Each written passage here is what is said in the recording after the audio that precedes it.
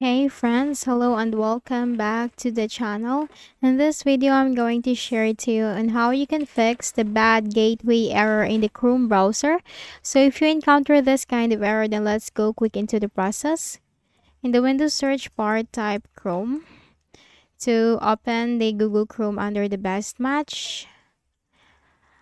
Now, once the Google Chrome browser has been launched and opened, then we need to click on the three dots at the top right corner. Scroll down and you have to click on settings, the one with the gear-like symbol. In the list of options on the left pane, scroll down and you'll find extensions.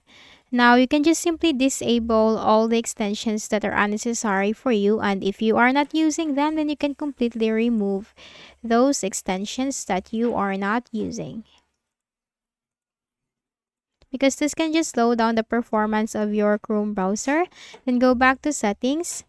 Still in the list of options on the left pane, you have to click on Privacy and Security, the one with the shield symbol. You'll find Delete Browsing Data, Delete History, Cookies, Cache, and more. Click on that. You have two options on how you can delete the browsing data. You have to go to Advanced, Time Range, change that to All Time. Browsing History, check. Download History, check. Cookies and other site data, check. Cached images and files, checked. Site settings and the hosted app data, check that, but do not check the passwords and the autofill form data. Click on Delete Data. Then we also need to make sure that our Chrome is updated. So simply click on the About Chrome. And once you click on About Chrome, this will automatically update your Chrome browser, which is a very good thing. Then you have to click on Reset Settings, Restore Settings to the original defaults. So you need to you do not worry about this action because this will not affect your bookmarks history and saved passwords. Then click on the Reset Settings. Close out of this window. In the Windows search bar, type ncpa.cpl. Control panel item, simply click on that. Now here you need to locate your connection. It could be Ethernet or Wi-Fi. The process is just the same. Make a right click, select Properties.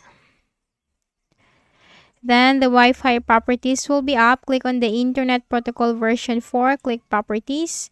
And you have this option, use the following DNS server addresses. Type here 8.8.8.8. For the alternate, type here 8.8.4.4. Then you have to click on OK. And then simply close this windows. And we can also flush the DNS. So in the Windows search bar, type CMD. Then on the right pane, click on Run as Administrator. Type this command, ipconfig // flush DNS. Hit Enter.